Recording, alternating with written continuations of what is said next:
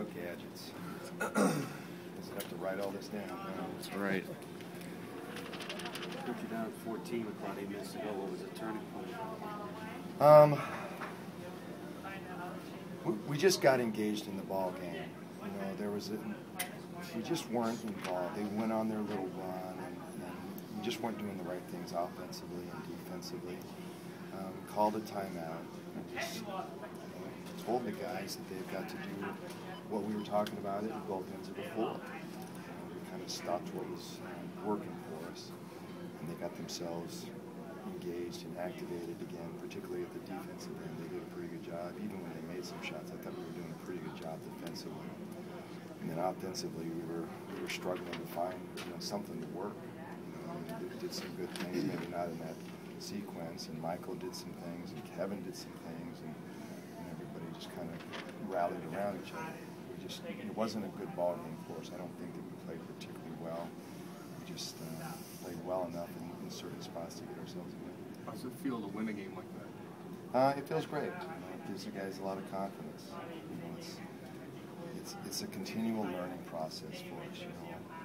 We're isolating Michael a lot at the elbow, and he's got to be able to read where the loaded side is, where the open side is, where shooters are, and make plays. And a couple times on his offensive foul with Bearish out, he's driving to the crowded side. So on the last sequence, we talked about driving to the open side, and that's where he was able to score and get to the basket and make his right-handed layup. So it's those are things that he has to learn and grow with and develop. And he's that kind of guy that can create his own shot for us. But I didn't think Kevin got off to a very good start.